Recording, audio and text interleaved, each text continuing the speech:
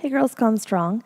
Nikki Naab-Levy here, and today I'm going to show you a couple quick things that you can do to assess your wrist mobility that I learned from Claudia Moose, the creator of Primal Movement Works.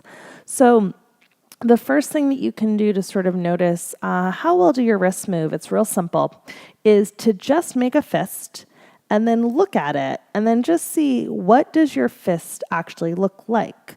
So what you're looking for here, and you can even maybe see it on mine, is when I make a fist, I kind of cock my whole hand over to the pinky side. And what that's telling me is that I have a little bit of imbalance in sort of the muscles in my wrist and forearm, and that's what's causing my fist to kind of deviate. So my mobility is probably limited somewhere in my wrist. Ideally what would happen is when I make a fist is my thumb would be just wrapped over my fingers, but then also my wrist would be on straighter, it wouldn't cock to the side, and I'd probably be a little straighter here through my forearm. So that's the first thing you can do, is just look at your fist and go, are my knuckles in line with my forearm, or more likely for most of us, are my knuckles deviating, I'll exaggerate it, over to the pinky side.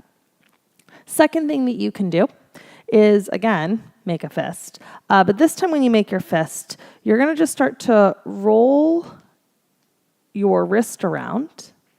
And as you do this, you're starting to notice how well does it move, but you're also going to start to notice a lot of us move from our forearm instead of from our wrist. And we kind of do this thing where if our hand was up, we'd be like waving to the queen. So that's not bad, but that's telling you that your body is bypassing mobility in the wrist by turning your forearm. So what you can do is you can actually physically hold on to your own arm and then just see if you can move your wrist around without moving your forearm around. And it's harder than you'd think it would be. So just something to notice. And then of course you can go the other way. You might find you're more coordinated rolling your wrist in a different direction, one versus the other.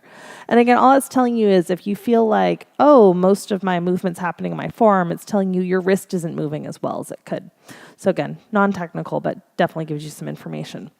The third thing you can do to check your wrist mobility is to set yourself up with your hands flat on the ground. And you just want to think about having your weight so your shoulders are lined up over your wrists.